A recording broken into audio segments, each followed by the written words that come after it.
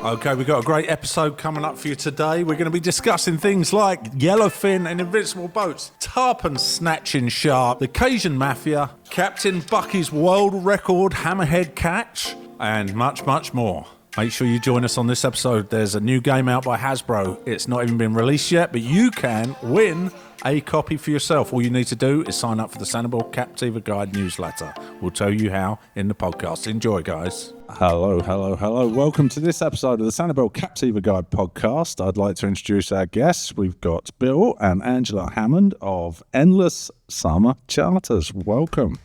Thanks for joining us. All right, so you're located where? It's by the Lighthouse Restaurant. Tell us where you're located. We have been at the Port Sanibel Marina for a little over 25 years, and we are now excited to announce that we have just opened our second location at the Sanibel Marina. Excellent. On the other end. Oh, wow. Yeah, so we now have two locations. Have you been there before, or No, is it your first I time? have been trying to get into the Sanibel Marina my whole guiding career. Oh, perfect. I finally hit it. It only took 35 years. So. Oh, that's great. So for people that don't know, where is the Port Sanibel Marina? Because it's confusing It to is. people. It is. And, everybody hears Port Sanibel and they think it's on the island. We're on the mainland side, Yep. off of Summerlin, off of Port Comfort Road. We're about a mile and a half from the toll plaza. Yep. The Lighthouse Restaurant, Connie Mack Island, right in there. And the marina's been there, my gosh, Port Sanibel was Port Comfort. 100 years. Yeah, it's over 100 years old. Oh, really? It's I didn't know that. really old marina. Wow. And Because the actual housing development in there is relative. Well, not housing some came of it in about the 80s. in the 80s, was it? The Yeah. 80s, yeah. Okay. Yeah, so we're... So did that predate the boat ramp that's at the end of the it was Winterasa? before. It was. It predated Winterasa. It did. It Wow. did. It was before. It was mainly commercial fishermen. There were some camps on the island, and there was a small airstrip on Connie Mack that Really? I didn't know that local either. Marine Patrol used and Sheriff's Department used. But it was some friends of ours owned it in the 50s and 60s, and then it kind of went into it, kind of fell apart. And then some attorneys purchased it, and if I have my story correct, and then the Roberts family bought it a little over 30 years ago and turned it into what it is today. So the Port Sanibel Marina it's beautiful. It's old Florida style. It's a gorgeous facility, and we were lucky enough to get in there, and it's pretty cool. It actually became a bit of a lifeline after the hurricane. It hit. did. We would. There was a lot of boats leaving out there from the city, and a lot of rescue boats and everything. That was one of the only places that was open, wasn't it? It was actually the command center for all of emergency management during Hurricane Ian. And then all of the search and rescues, every SARS team, every Sheriff's Department, they all left from there. And then we were running boats back and forth to the island, taking folks off in the beginning, anything that could float. And, we commandeered a lot of boats out of the marina that were still working and ran over and picked up folks and brought them back to Port Sanibel. So it was pretty cool. It was a devastating time for all of us, but it was also kind of interesting to see how everybody came together and use the marina. It was funny. We were going out. Well, not funny, but we were. There was so many. But if you're familiar with Florida boating, you'll see the same sorts of boats over and over and over again. It's very geographically specific to this area. You're going to see flats boats. You're going to see Santa Consols. There's probably a lot. 20 types of boats that you're going to see over and over and over again. Mm-hmm. Well, during that time, it was weird because they're all coming from out of town. You had airboats. Airboats. You had Alaskan fishing boats, Right. like aluminum ones with houses on them, and deck boats, and there was just everything. Wasn't Yeah, it? the Louisiana Mafia, I think they call them. That's right, Louisiana Mafia. Cajun Mafia. Yeah. That's what it was. Yeah, they were pretty awesome. Yeah, we actually had one sink over in Fort Myers Beach while they were here, and so Oh, they did? yeah, we got a friend of ours, one of the other captain buddies of mine, got a great sonar picture of the airboat actually sitting on the bottom. So they realized that some of our rough water sometimes isn't Not conducive. Not conducive the to an airboat. airboat. Yeah, So the we fan saw boats didn't one. make it. Our friends live right next to the Coast Guard there, and we were sitting out there. There was no electricity or everything, and we saw one of those guys going out in the airboat, and literally, it must have been a mile across the bay, and the noise as it was taxiing or taxiing. I don't know if you call it taxiing You don't or want to be behind. idling it. Yeah, you oh don't want my to be behind goodness, any of yeah. those, yeah. But these guys are incredible guys. They volunteer their time and then go to disaster areas, and they can get in places where other people can't get, which was their whole thing here. But I think they were taking them a little bit. They're taking these airboats offshore, and It was probably not the best choice. Yeah, exactly. yeah.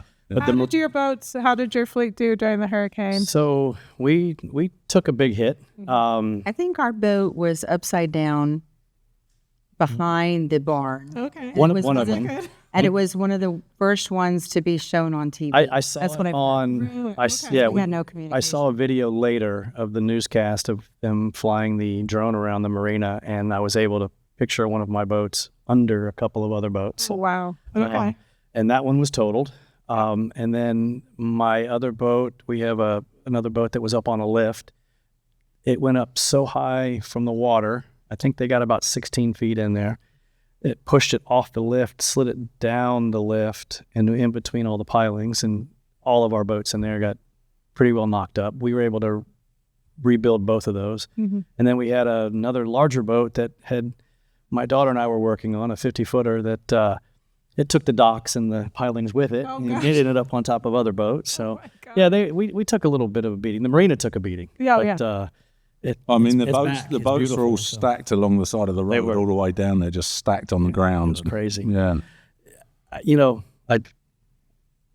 Looking back and looking at the devastation, and then to see where we are now, it's Yeah, amazing, because I I would have never guessed that we would look the way we look, No. and how we are, and how beautiful everything's come back. I agree. I think we've really just turned a corner. Yeah. I mean, from the summer rains, everything's green. Everything. And everything looks amazing. We would pull out of the marina to head to Sanibel and go down our slow zone, which we weren't using it as a slow zone. We were given permission, Right. to take Yeah. off and go. And the debris field was, you name it, it was there. And the one thing that stands out in my mind, and I don't know if we want to talk about hurricanes and all this stuff, but the plastic bags.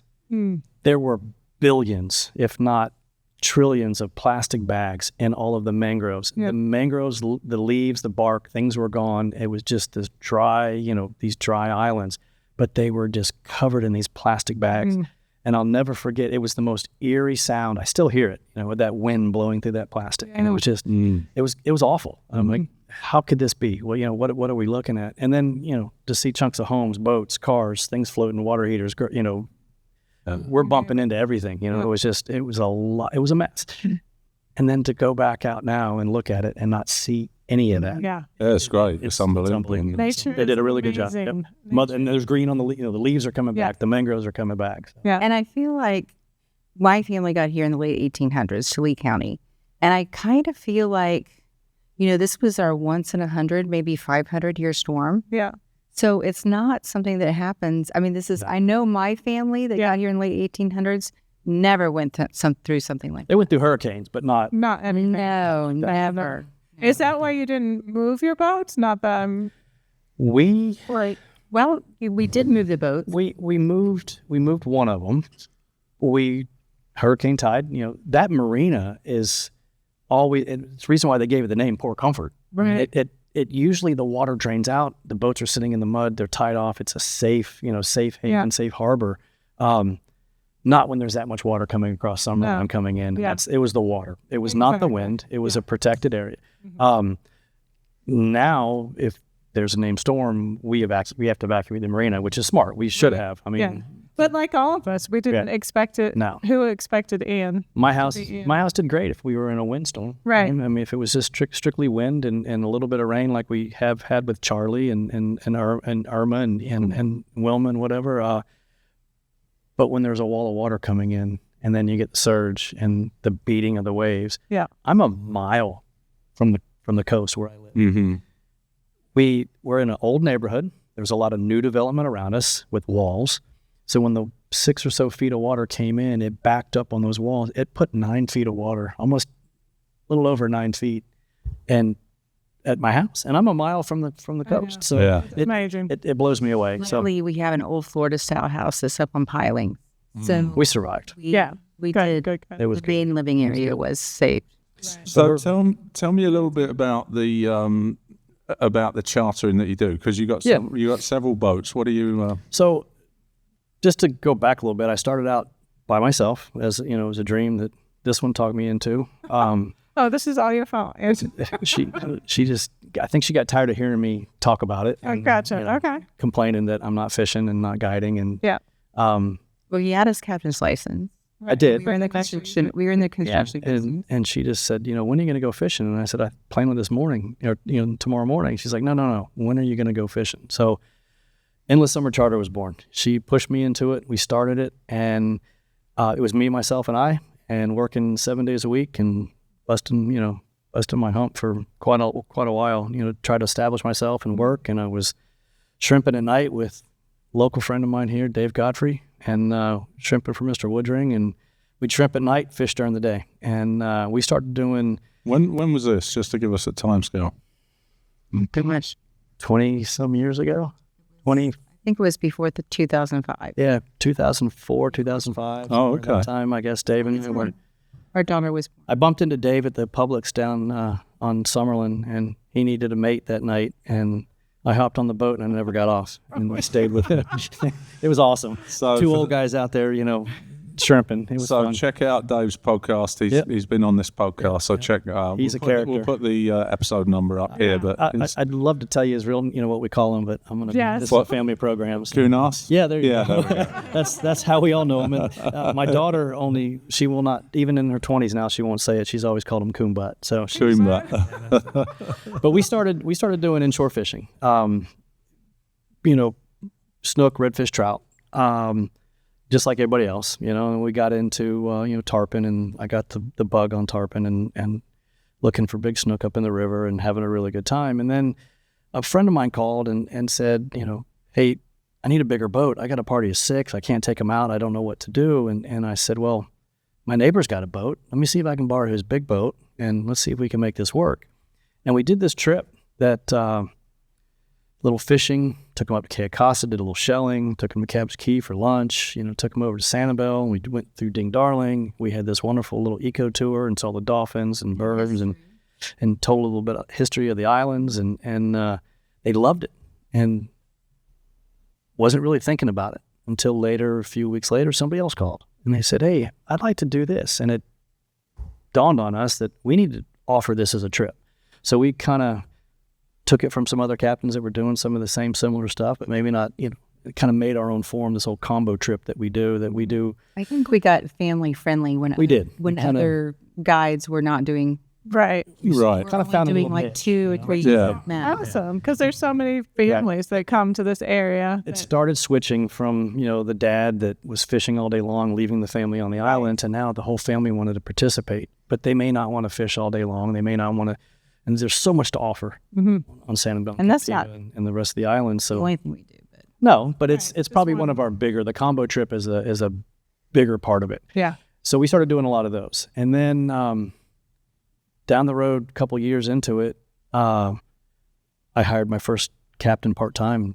My daughter was playing a lot of tennis and traveling, and I was missing a lot of her weekend stuff. So he started working weekends, and then he started getting followers, and customers would call and ask for him. And so then we bought a second boat, and it just kind of blew up from there. Where Amazing. we ended up with, you know, at one time before the hurricane, we were running 4 boats, and we had quite a few captains. Right now, we have our 2 vessels.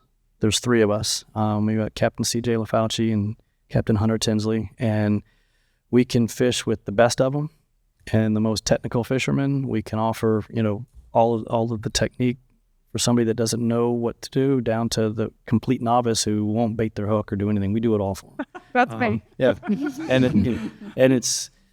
we can offer, you know, half day, 3/4 day to a full day excursions. We do combo trips. We do fishing and shelling. We do shelling and lunch, fishing and lunch. You name it, whatever you want to do. If it's legal on the water, we'll do it. I tell you, Yeah. it's funny because you're sort of doing the sort of trips that we do as a family, because we're not big into fishing. So we will typically go to all those places that you mentioned, Cabbage Key and all the rest of it. And then Max takes the boat out, and we'll do those sorts of trips. So there's a whole nother side to There is. the waterways without fishing, You know, as good as it is for fishing. But It's funny. Angela really was the model for this combo trip that we do, because that's what she likes to do on the weekends and on Sundays. You know, we fish a little bit. She loves to fish, don't get me wrong. Right. but she also likes the beach, and she likes to do nothing and sit on the beach. Meanwhile, I'm cleaning hatches and working on the boat. I can't sit still. But and then she has to go have her cheeseburger and Cheeseburger paradise. she has to go to Cabbage and say hello to And a everybody. creeper. And a creeper. So that's kind of been and that I tell everybody that. I said, this is the trip that I do. This is what we like to do. Yeah, that's what we do. Yeah. And there's days that when my daughter was younger, we would do nothing but just float through the bay and look at clouds or look at starfish and do, so it's kind of showing everybody. It's a whirlwind trip of showing them what we have to offer in this area. Yeah. And on the water and not just on land. Right. Exactly. Yeah. So do you have a bigger boat now, or are you down to one boat? Or So we have a 24-foot Schaefer with a tower. Okay. And it's nice It's a center bay console, big bay boat. And then we have a 25-foot Seahawk that is a center console with a tower. It's a bigger bay boat. Mm-hmm. And as business starts to grow again, which it is, we'll start adding to the fleet. Cool thing is, Sanibel Marina now, we have a new company there that is... Sanibel Marina, so We can. Yeah, let's talk we, about that. Yeah, we can. It's new to me. I don't even. We're just moving in. I mean, I just signed the contract a couple days ago. So Congratulations. Congrats. That's That's a big deal. awesome. And John Lai over at the chamber is pushing for us to do a ribbon cutting and all that good stuff. Yeah. Oh, you should do it for sure. So where's that in relation So- to? Sanibel Marina, when you come over the causeway, you're going to go to the four-way stop, take a left on Periwinkle, and it's down on North Yachtsman Drive. Just about Yeah, not far. mile and a half, maybe. And it's been there for a very long time as well. There's a reason it's hard to get into because it's very small. It's a small marina. Yeah. And they have a company in there. The owners brought in a company called Flybridge. I'll give them a little poke. They are kind of handling all the rental boats and boat sales in there. And they sell Invincible and Yellowfin. Oh wow, nice boats. Very nice boats. And they are... they're chomping at the bit to sell me new Yellowfin, so we'll see what happens. Well, that wouldn't be the worst thing in the world. No, not at all. He's chomping at the bit too. I may be. Yeah. I'm They're hoping. beautiful. Nice little 29, 32. That's something kind of like what we're thinking, to kind of expand our fleet. A We little got bit. friends that have one of those, and we were down in the Keys a few weeks ago. It's a beautiful boat, absolutely stunning boat. We like to do. We go down to the Keys, and we're getting to that point in our lives that I don't like traffic and I don't like all the people. And You're to grouchy trade- like Nick's grouchy. I'm not that kind of a person. I'm actually a really nice guy, but I'm starting to get in my older life. I'm starting to realize that some of these people just don't need to be here. Yeah. But I was telling the guys from Yellowfin, I'm like, my friends take their boats down. They leave here, from Sanibel. They run down to the Keys, spend their week down there. They don't take a car. They drive their boat everywhere. So that's why that 32, I'm kind of thinking that'll be. That's a our next, perfect boat. And that's exactly what our friends do. They don't take the car. They Nope, they take the head down boat. there. Take a boat. Yeah. Right. So if people want to book a charter, because I know they're going to want to after Yes. this, what's the best way to get a hold of you guys? So we have several ways.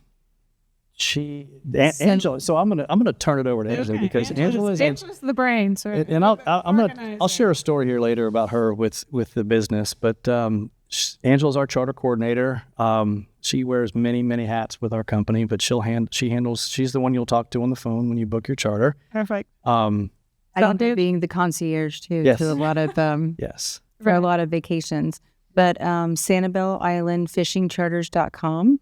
Okay. And also my phone number, 239-691-1966. Wow.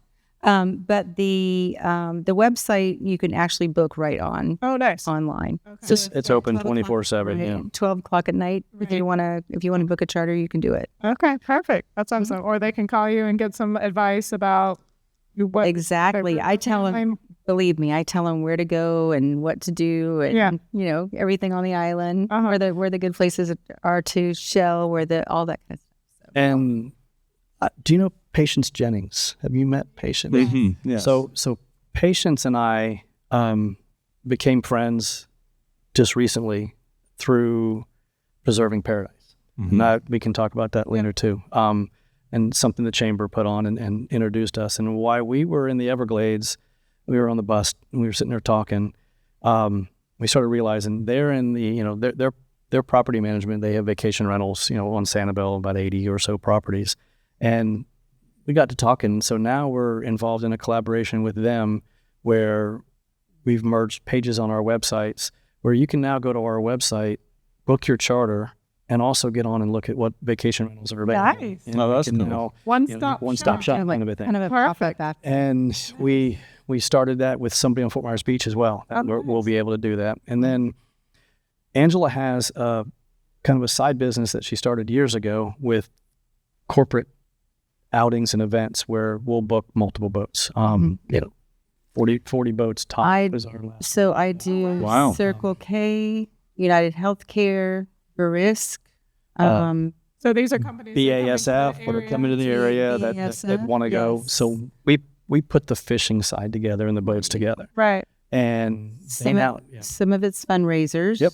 Our last fundraiser, I have to tell you, in one day fishing tournament, we raised $649,000. Wow. Wow. That's Awesome. amazing. United Healthcare. And it was for a children's fund. That's a It was children's awesome. Health fund. Yeah, So very awesome. I'm proud of that. Yes, And- that's amazing. They're the property management company they have, and I just went blank on Amazing for a company. what's that? Premier. Thank you.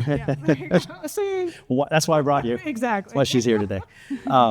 Premier Properties, they have also this really cool setup, these two large properties together that sleep about 50 amongst the two of them. So we're now marketing that for our, some of our corporate outings that they want to do. Some Oh, that's awesome. I love that. That's awesome. we're having to get creative, especially after Ian. But you're still going to have a presence at the old marina? Both marinas. Both marinas, yeah. I will. You're going to have to pry my hands off those pilings to ever leave Port Sanibel. Oh, okay. That's home. That is. I put a lot of time in there. I love that place. I love the people that work there, and it's a big part of my life and my career. But Sanibel, I've been trying to get into that marina. It's almost for me as a guide and some of my mentors that I looked up to growing up. They were out of there, and then or just to be able to call themselves a Sanibel guide. Right. I think, Right. and I don't know I can't speak to any of the other guides that are out there, but for me personally, and I'm kind of, I guess it's my, nostalgia. I don't know what you want to call it, but it kind of was a rite of passage as a guide for me to be able to truly say, I'm a Sanibel guide. I work on the island. This is where I guide out of. This is where our business is, and so Awesome. it's something that it was. Yeah, it's important. For me. Yeah, very important for me. And So, all your hard work has paid off, which is yeah. that's This one. Yeah. I'll have to, while we're on the subject of hard work for her, when I started guiding, it took me away. I was working 7 days a week. It was at a time and the economy was bad and oil spill about a year into our guiding, the oil spill, had happened and perception was bad down here. And Even though we got nothing. you got nothing. Yeah. We're the same. Angela had some vacation time, and if I get this wrong, you can interject. And she says, "I'm going to take a week's vacation." I'm like, well, great. I got to work. I got charters all week, So she stayed at home. And on day one, she said, "Bill, why don't you, forward your phone to me?"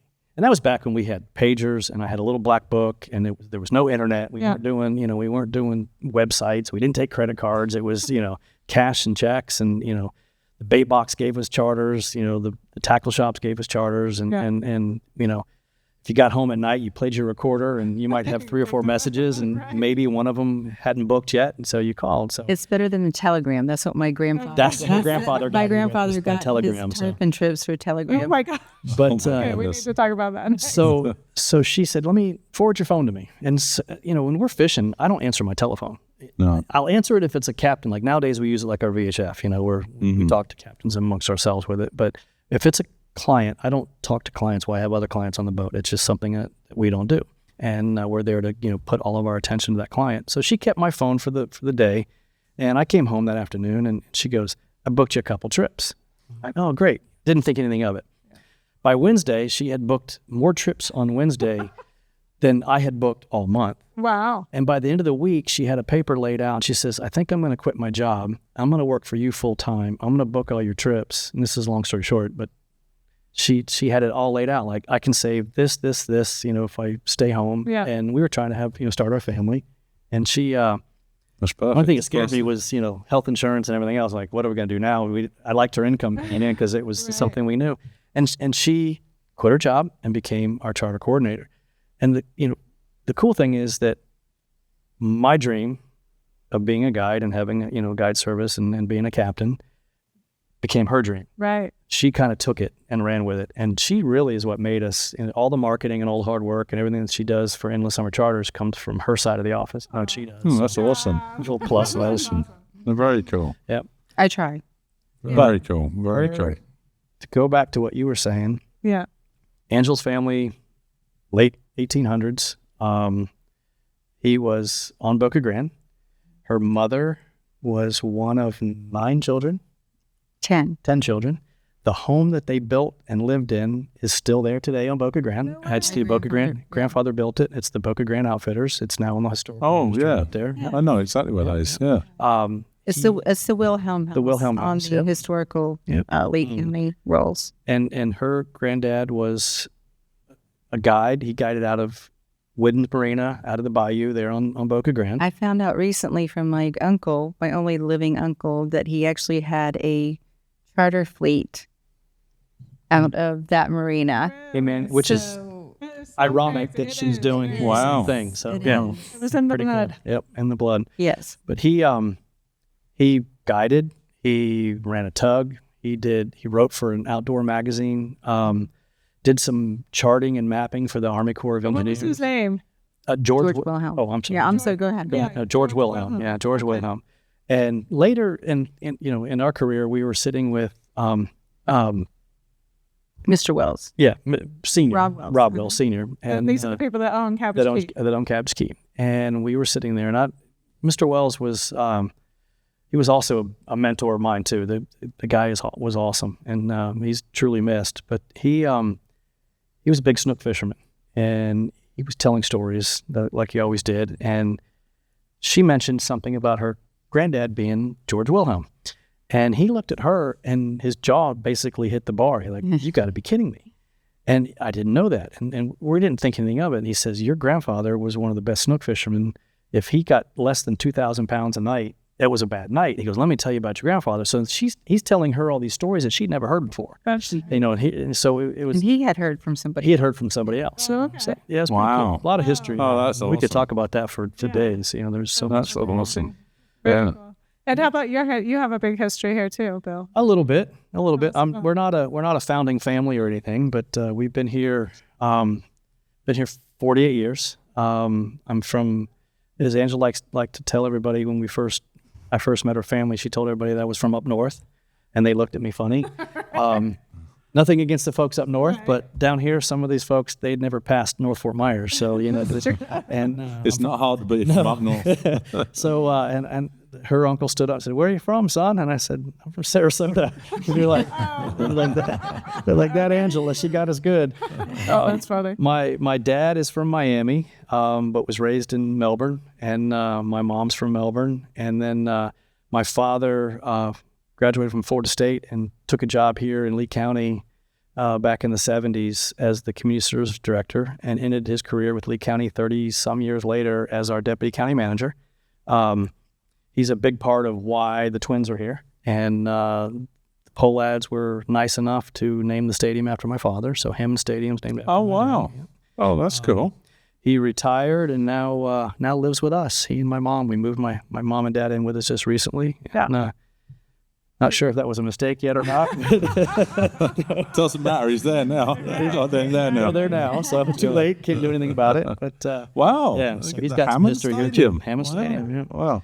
I still If you don't know, it's the spring training home of Minnesota Twins. Minnesota Yeah, Twins. Yeah. Twins. So, And then the Mighty Muscles. Mighty Muscles are there. Yeah, they're awesome. I enjoy their games too. So. That's just like The ownership that are really nice couple. Yeah, the new owners that bought it just recently. You guys ever get to the games? A few. We go to Island Night too. That's a big night, so that's always fun too. Yeah, that was started by the Baileys however many years ago. That's a lot. It's to bring everyone together. Right, exactly. It's a problem for most fishing guides because March, February, March, that's our busy season. So we're usually fishing every day. We get to take the families that are here for the ball games. Right, but right, we don't. right. We don't get to experience the games. Well, that's the same with us. I think we've intended to go to every single one. Right. I got great tickets. We've If y'all need tickets, let me know. I've got some good tickets that we never get to use. They're giving away. Yeah. Except for the Yankees. That's my game I like to go, and I never make it. So, but we have, our families are all Floridians, and I grew up in my grandparents had an old boat that I spend my summers on, and I fished since the day that I could, pick up a rod. And So you know what you're doing. I feel like I do. I think you do. I got to say though, I mean, this industry, and you can be the best fisherman in the world, and you can be a horrible guide just because you got to have people skills. You got to know a little bit of the history. You got to, on days that are tough, you got to make it fun for everybody. You can't, and we're not fishing in the, if we were to go on the weekends or on the best times, we always pick, the weather's perfect, let's go fishing. But when folks are here on vacation, they can't pick the weather. Right. So you're going whenever. Yeah. There's days that it's the worst possible conditions to go fish, and you got to produce. So we have kind of honed our skills over the years and know how to make it fun for everybody and give them a good time and make it safe. If it's windy, we have places to hide. Sometimes I get a lot of flack from a lot of guides. Sometimes, I can't believe you're going today.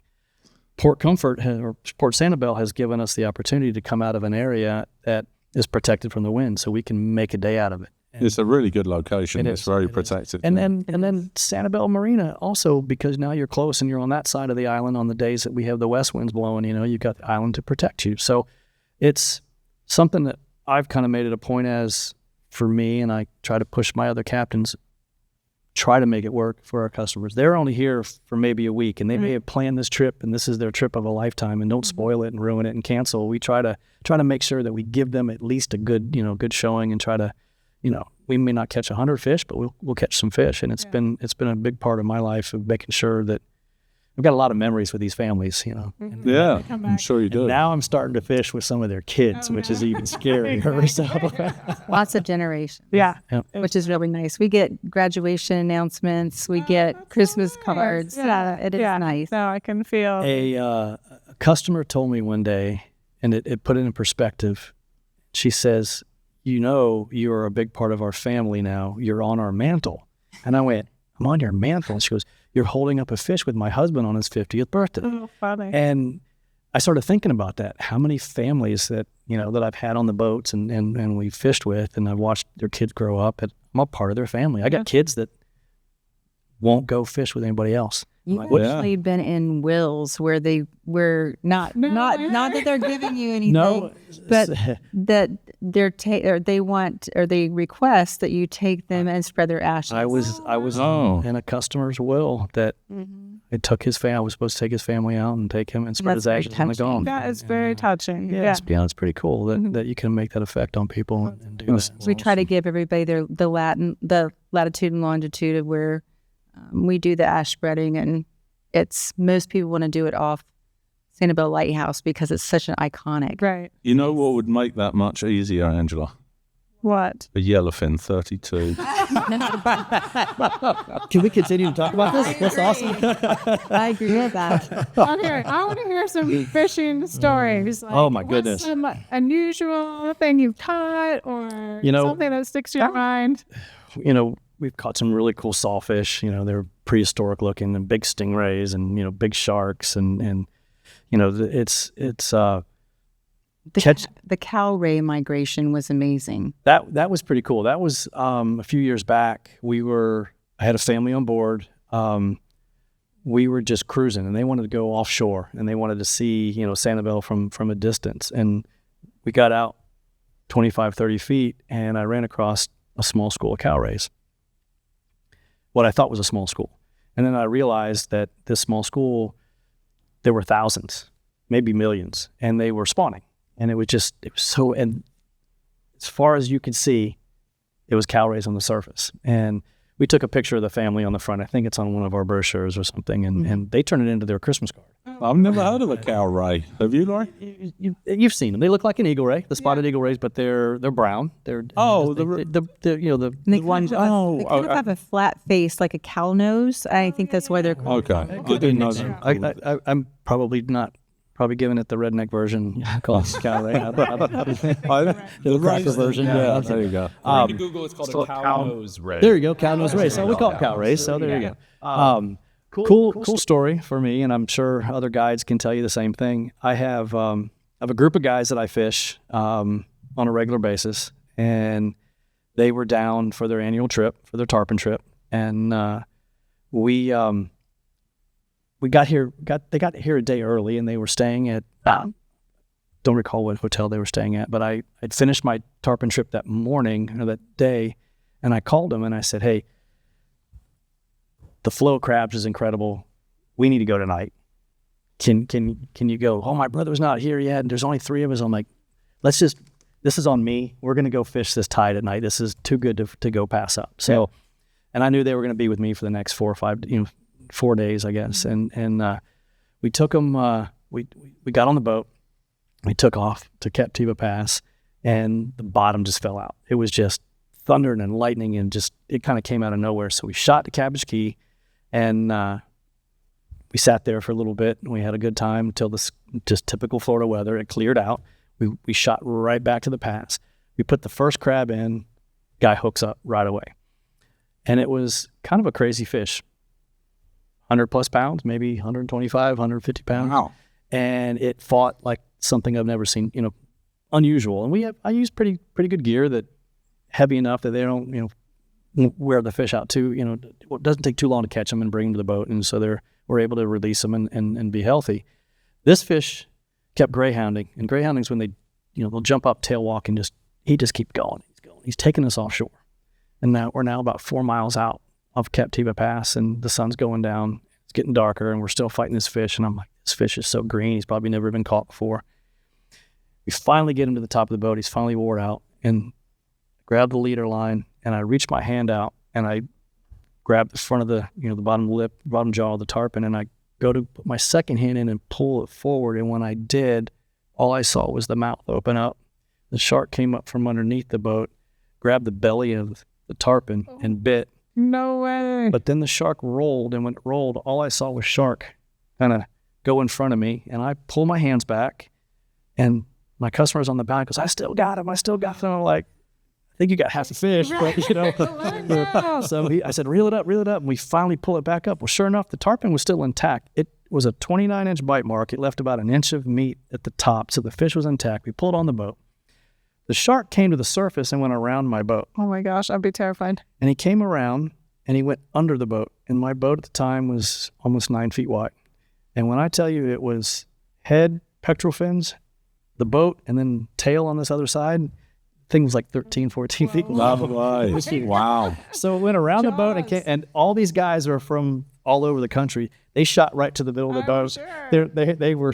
It was pretty impressive, What sort of shark was it? It was a bull shark. Was it a bull? Shark. And that same week, I think it was Captain Bucky out of the Boca Grande area. I think he caught that world record hammerhead out of Boca Grande that same day. When was this? This was several years back. So that was my craziest tarpon. I've had a few get eaten since then, but nothing like that were within. We don't want them to get eaten. Yeah, No.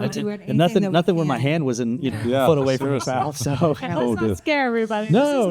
No. The sharks migrate with the tarpon. That's what they eat. So That's what they're interested in. Gotcha. Yeah, and they know exactly where to get the tarpon. So and they don't like us. They don't like what we taste, and that's why there's so much abundant food. So, and if you're not familiar, we've said it before on this channel, but the game fishing or sport fishing actually started in this area. right. it did. Because of tarpon back in the 1800s. 1918 by Dr. Wood. I think caught the first. Was it Wood? Wood caught the first tarpon on rod and reel. Yeah, just ruined my freaking trivia questions. Oh, did you? Oh, sorry. You didn't know I would know that, huh? Oh, that's good. That's me. William Halsey Wood. It was Yeah, Wood. yep, Yes, yep. he got the But first you got tarpon the- on you got rod the and year reel. wrong, and I'll tell you at the end. What was it not 1918? No, it's We'll good. have to guess what the year was. Okay. There we go. Yeah, so that Wow. started Okay. So today. now, so and I know he'll probably look this up too. And correct me if I'm wrong, but I believe I have been told that the big sport fishing, marlin, all the swordfish, they said that because of tarpon, the equipment, the rod and reel, they used to use drags with leather in their thumbs, and it created the star drag that is now used on a lot of the big rods and other big reels. Which is the style The style shape on the side of the of the reel. That basically like a clutch. you can tighten it down, and that was the creation of that, and it was all based out of catching tarpon. I have So heard the that. tarpon developed. The tarpon fishing developed equipment for all for of the bigger game that fish. they Yep, had for the not bigger figured game out fish. before. Correct, Wow. correct. So that's kind of Interesting. cool that it started in our area. So if you come, what kind of fish are you likely to catch? So we do have migrating fish certain times a year that we go after, but primarily snook, redfish, trout.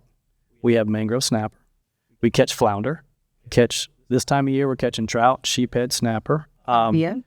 We just went through a phenomenal cobia season, the migrating cobia. There's still some cobia out there, which are off on our nearshore, reef and wrecks and reefs out there. Kingfish.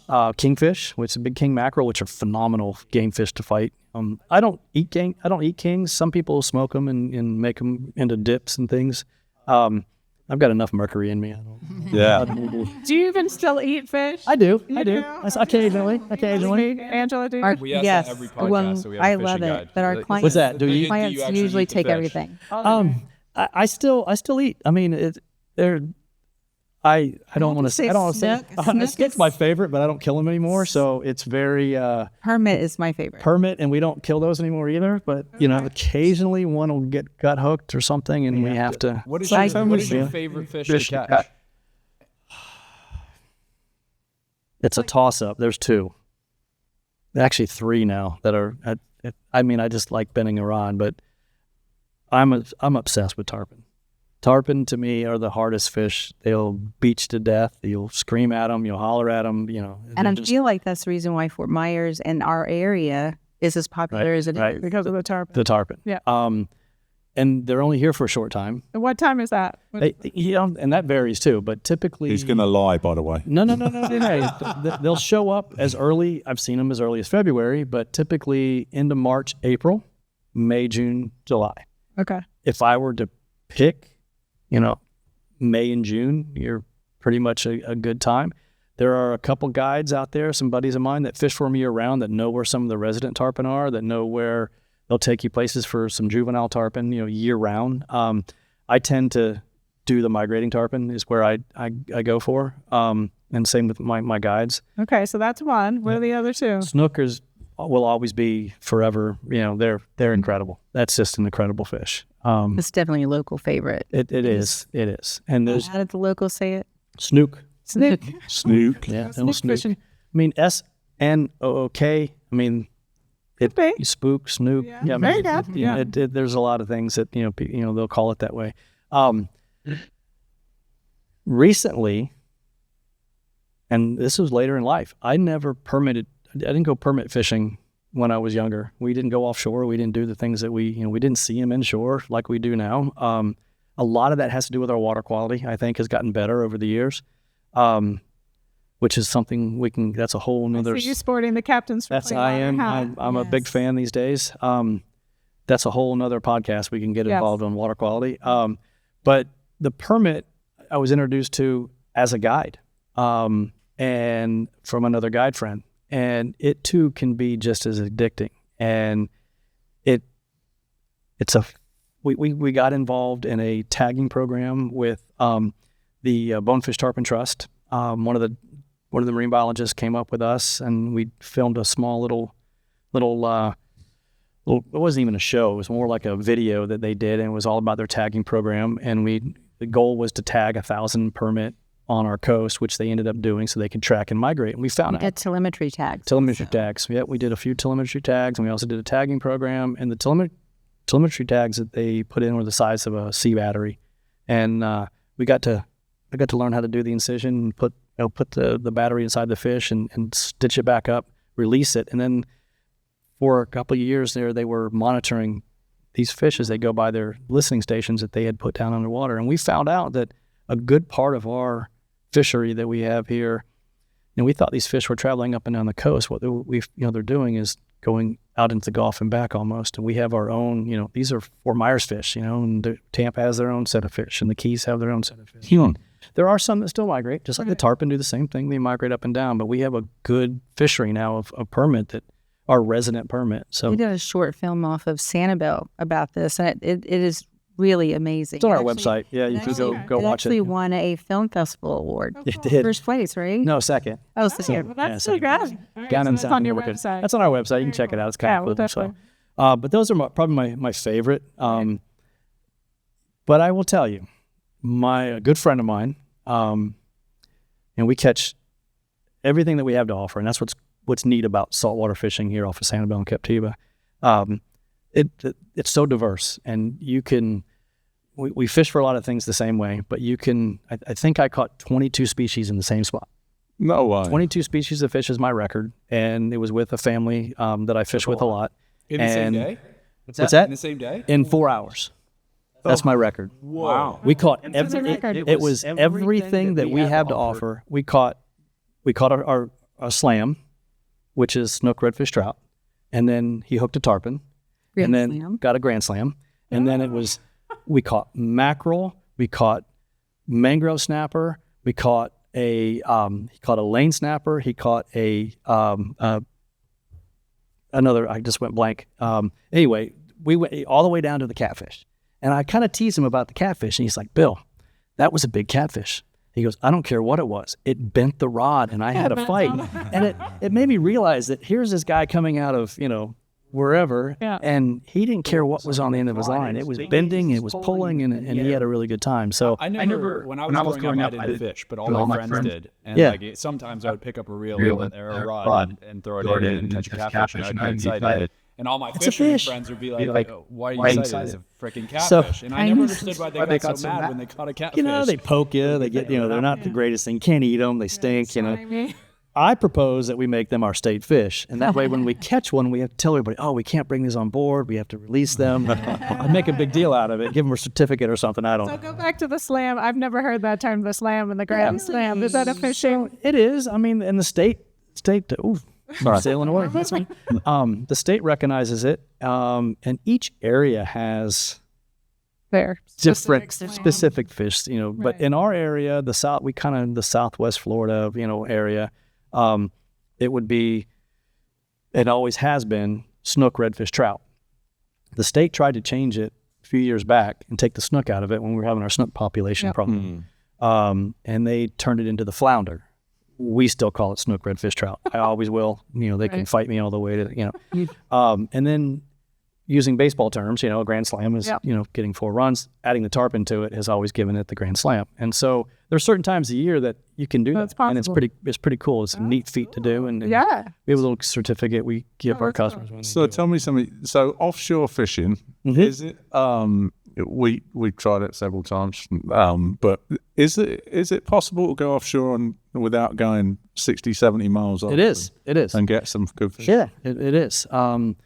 We have a guide, Captain CJ, who that's his area. He loves it, and he's so good at it. And he's now passed on some of his information to me.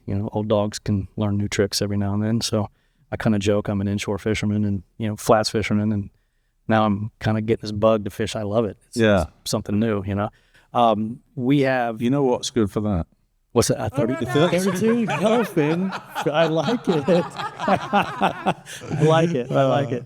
No, actually, last time we went on that boat. Yeah, but that was a trip. That was 60 miles offshore. Right, and that's a full day. Yeah. So more realistically, there is stuff to get. So our state license allows us to go out to 9 miles, and it's a crazy little. It's not exactly 9 everywhere you go. It's a boundary line that they put in for the state waters, and that allows us to fish in state waters without having to get the offshore permits or the federal permits that you would have to go out into federal waters. So the state and Lee County have done a tremendous job of doing these artificial reef program. And the Edison and all those different places. And some of them have been, covered up from the storm. Some have broke apart. We have several shrimp boats that are out there that have, broke apart. There's some other sunken, planes and some things that are out.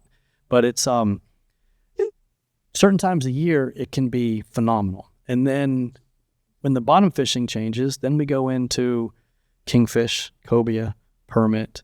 So it can be fun. We took some guys out last week, or 2 weeks ago. They all caught cobia, they all caught kingfish, and we started bottom fishing, and we chummed up. We started pulling in beautiful big mangrove snapper, and then afterwards... all within 9 miles? All within 9 miles. That's crazy. There's places I didn't think it's possible. Yep, I thought it was pretty overfished that close in. You just have to be there, and there's some techniques that, there's fish there, and you got to find them, and it's not in the... There are places that we found. It's not the public reefs. Some of them are, but they may be areas near the public reef that aren't marked and we found, or Gotcha. Every once in a while, you get a Goliath. The Goliath grouper will come in, and that's fun for the folks to. I think we've got something on our webpage with that too. I put a young boy on a Goliath that he had to switch over to his brother, and his brother had to switch to his dad, and his dad had to go back to the. I mean, it about killed all of them. I think that's our TikTok page. Oh, there you go. But yeah, so it can be good. And then there's also that 20 to 30, miles out too that you can do certain times of the year that'll produce fish. And you don't have to run out to 100 feet of water every single time unless you want that red stuff. American Reds, yeah. That AR, that's all. And you know what gets us out to an AR area really fast? A 32. 32, yeah, fine.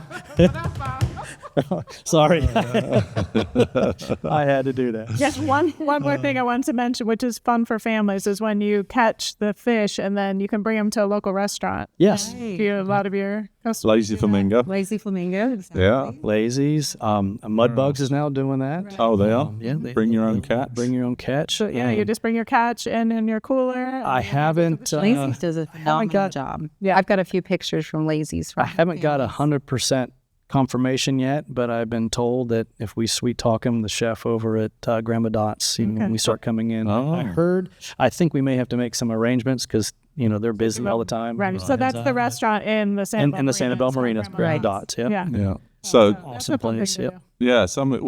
We went down for mini season. We still got a load of lobster in the freezer, so we were thinking about doing it at the Lazy next week. Actually. Yeah. So you bring the fish and then you get sides like fries and beans of rice, and things like that. It's very.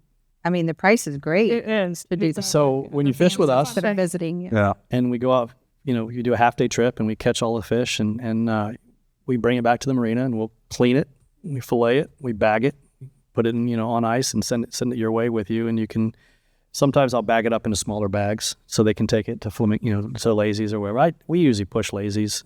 There's a place on Fort Myers Beach too that if the customers are staying there, we'll send them over to the beach. But they used to do platter style at Lazy's, and I don't know if they're still doing it or not, but they do a Jamaican jerk that on this, it's to die for. I don't know if I've ever had it. You can get it fried, you can get it, they do a lightly pan fried, blackened, the golden, but the Jamaican jerk flavoring or seasoning they put on it was phenomenal. I'll have to try it. That was a Dave Godfrey. That's a Kuhn ass thing. Is it? They'll do it Where's 3 that? different At ways. That's at Lazy's, Oh, yeah. I've never heard of that. And then they charge you per plate, and then you can get all the sides and fix So it. it's just a super fun thing to do, a way to end the night. Nobody wants to cook on their vacation. No.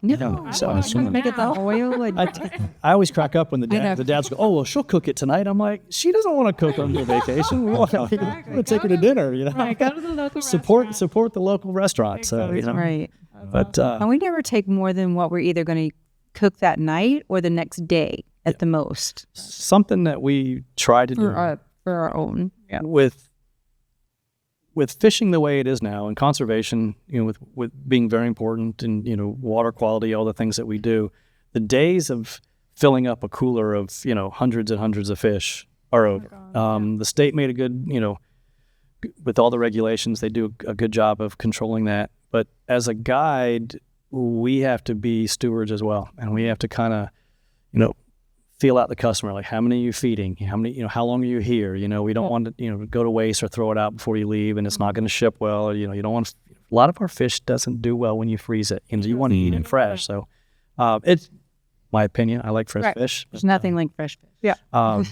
But so we try to really make sure that we're not taking more than what's going to be eaten. Smart. Yeah. We really push catch and release. We love taking pictures and making memories and showing off. That way, when your grandkids come back to fish, they can catch those big fish too. You still take the scale of a tarpon? No, They don't do that. So that was a thing. That was back a thing in the too. day, that you There's a just lot. Pick a scale off it. You're taking off its armor. You're opening up a wound that they can get infection and bacteria and things in it, just like we can. I know my grandfather. I heard my hand. Well, I've seen some of the scales back in the tarpon bar. They all did them. On Everybody. Usepa had tons of them up on the wall. They used to gaff tarpon and kill them. Right. They used to gaff them on the lip and put a big hole in their lip. And when they go to gulp their crabs and shrimp, they would have these holes in their mouths. So Don't do that. we kind of they kind of refine the ways, and we call lip in the you're basically gripping the bottom jaw with your hands and holding them in place and not taking them out of the water. Tarpon are so Take a majestic. picture. Yep, take a picture and go. Yeah, especially when you dive with them, you can't imagine if you see them underwater, they're so peaceful and they're so graceful. And then once they get on the end of a rod, I guess they'll turn anywhere around. They're majestic underwater, but they're violent when they're on the surface. If that makes sense. Yeah. I was. You just brought up a memory. I was 13 years old off of Molasses Reef on a checkout dive, and I was done, and I was above the class, and I had my legs crossed, my arms crossed, my BC I was buoyant. I was just floating right there, and I got hit from behind, and when it did, it spun me around, and I was face to face with silver. I'm 13. Just watched Jaws not too long from. It was. I'm thinking shark. They even heard me. They said they could hear me scream underwater. I was in a school of tarpon, and they were heading in a direction. They weren't moving for anything. I'm being bumped into, and it was the most incredible. I can't even explain how cool it was to be in the middle of that. Wow. But then I also started realizing I'm in the middle of these tarpon and there's something. By shark. And they're trying to get away from something. I watched too much Jaws. That ruined me. We all did. Our generation. Our generation. Yeah, we're still scared. I still hear that song when I get that sound when I go. I don't know. All 10 kids on Boca Grande did make it, by the way. Oh, good. Yes. And that's kind of the shark That's up there. Yes, much more. Hey, let me just. What's that? Do you do Goliath grouper? We do. We don't tours necessarily go. I mean, we can if you want to target them and go out and do it. I mean, we have setups for it and go and do that. Does it take hours to get them off the bottom? Sometimes. Yeah, I've seen sometimes horror stories. 20 minutes, 30 really? minutes. I mean, we've done. Depends on what gear you're using and what you can do. I mean, it's and technique and how good you are. And we coach you through it and help you get through it. If we like you, we'll help you and use the boat to your advantage. I don't want to give away all my secrets. If not, you'll be swimming with it. That's crazy. All right, let me just change gears a little bit. We've got a little bit of announcements to go. There's a new board game that's just come out, and it's called Sanibel, and it's by who, Laurie? Hasbro. Hasbro. You can actually see it. It's up on the shelf behind me there, right there. And Hasbro have been kind enough to give us some copies, and it's not actually being released until January. So if you'd like to win yourself one, make sure you sign up for the Sanibel Captiva Guide newsletter. Where's it at, Laurie? thesandcapguide.com/newsletter. We'll put it down here. And basically, if you sign up for that, we're not sure how we're going to give them away yet. But if you sign up for the newsletter, we'll let you know in there. You'll be able to sign up, and we've got quite a few copies to give away. So the newsletter comes out every Thursday. It just gives you a highlight of everything that's happening on the island, and you would be shocked how much stuff is actually happening besides just going to the beach. There's so many cool things to take part of. Yeah, and so make sure you sign up for that. And if you like content like this, make sure you like and subscribe, and hit the notification bell so that you'll get notified in future. And in the meantime, don't go anywhere because Max has got some trivia for us. All right. Well, you guys ruined some of my questions, so I had to make it harder. All right, here we go. Here's your boy. This is professional, don't you know? Pass it on down. My first question was, and this is no longer a question, sport fishing blew up on the island of Sanibel when William Halsey Wood caught what fish with a rod and reel? Good, grab a pen. Oh, I gotta get a pen. Oh, I thought we were right. There's your pen. You can tell. You can remind us of the answer. 'cause What you was the already question ruined it. again, Max? Sorry. This is not for a point. Sport fishing blew up on the island of Sanibel when William Halsey Wood caught what fish with a rod and reel? Okay, we got that. We all got that one. What is it? Tarpon. Tarpon. All right, now it's going to get harder. 'cause Okay, You, we you all get soiled the it. You right. soiled it. In what year was the first tarpon caught on rod and reel in Tarpon Bay? So we know it wasn't 1905. What I said? that's What not I what he said? said. 1908. I thought you said 05. No. No, I think you said 1918. Oh, I think it was earlier. Okay. Okay. Okay, I got it. Okay. Has everyone got an answer? Yeah. Okay. Okay. Bill, what'd you have? I got 1908. Angela had 1902. Nick, what do you have? I went 1895. And I put 1910. Dad gets the point. Wow. 1885. Okay. Oh, All right. Ah. So 1 point to Nick. I failed that part. I'm gonna have to go back and read some. All right, this is a little boating geography question. Okay. I feel like we Fair. may have done this question before, so this might be too easy. But the pass between Captiva and North Captiva is known as Redfish Pass. What is the pass between North Captiva and Cayo Costa called? If I don't get this right, they take away my You're taking license. Your license away. Yep. Edfish Pass and Cape Costa. Are you showing your answer Don't already? show them your answer. Don't show that. You're showing everybody your answer. You can't do that yet. Dad literally with 1 point. What's that? I've got it. Wow, you're writing a lot, Nick. I'll Dad, give go you ahead first. Roosevelt Channel. Okay, no. Right. I know. Captiva Pass. Captiva 3 Pass. points. Captiva Pass was the answer. Roosevelt is off Captiva. Roosevelt's to the right, behind isn't it? Captiva. Yeah, Oh, behind was. Captiva. Yes. Bucky. Okay, we're all tied. We're tied. Yeah, Roosevelt. 1-1-1-1. All Okay, right. yeah. Oh, yeah. Tied. That's great. You had a fishing question in there? That was confusing. No. That was very I confusing. do have a fishing question. Where is No, no fishing questions. it? All right. We actually kind of referenced this in the podcast earlier, but the heaviest fish ever caught on rod and reel was 3,427 pounds. What species was it? 3,000 pounds?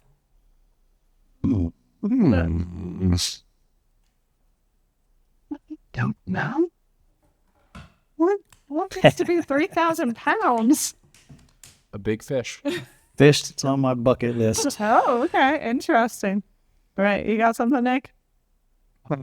He's a slow rider. He's We've a big. learned. No, I do, yeah. Okay. What do you have? I'm not 100% sure. I put a tiger sharp. Okay. What did you put? Black marlin. Oh, shit. Okay. I put a That group is marlin. just because we were talking It's about that marlin. earlier. It's not. It's not the black marlin? It's a great white shark. Is it really? That was the obvious. The reason we referenced that is because that shark was what inspired Jaws. Jaws. Yes. Really? And you talked about watching Jaws earlier See, in I the was thinking podcast. sport fish. I was thinking, Right. wow. Traditionally, Wow. is that something people catch? Like, is that something people do? I mean, we shark fish, Right. way out. We don't, I don't get them that big. Right. I mean, I think the world record hammer that was caught here was like 1,200 pounds or something. It wasn't Right. not 3,000 pounds. That's Is huge. there a market for sport fishing great whites in general? I don't think so. Right. It's probably an accident. There's We get great white in, there, in the Gulf, but way out. there's a group Right. on a boat called the O-Search. A friend of mine was their engineer. They're a scientific group basically that catch them to tag them. Right. That's all I know. I don't think people go out and I mean, Right. you can have. I'm not doing it. You can have that. Even with their 32-foot yellowfin. Yeah, you're right. There you go. So she's even plugging it out. Looks like I'm getting a 32. There's a picture of it right here. There you go. We're not tied. So Okay. Yeah. this is the last one. Let's do a Okay. tiebreaker. Yeah. So, the largest fish generally are marlin. Okay. And generally caught. Would but you for catch a some marlin reason, this around guy here? caught him. Or you have to go, Hawaii? Or? No, deep water, East Coast, don't you? East Coast, and there's marlin like loop currents and down to the Keys. We have sailfish that come in through here. Yeah. Really? The official IGFA records, biggest catches are often giant marlin or tuna. Have you ever seen a manta ray out in the water? Yeah. I've dove with them too. Yeah. Really? I had one come up underneath our boat, a pretty good size one. The cobia tend to follow the big mantas, so we'll try to spot them. Laurie's trying to change the subject because she's scared about this next question. No, only because I know Teddy Roosevelt, president, came here And caught a big manta ray. I saw the picture. Yeah, but I've never. They called them devil rays. Devil rays. Back then, but for some, I've never. And they're so gentle. Yeah, I've never heard of anybody actually seeing one out here. So can you repeat the question? Yeah. That wasn't a question. That was just Oh, me okay. expounding All on right. it. You're giving This us is some. the real question. Okay. Sanibel is well known for its incredible Goliath grouper fishing. However, the largest ever Goliath grouper was caught in Fernandina Beach. How much did it weigh?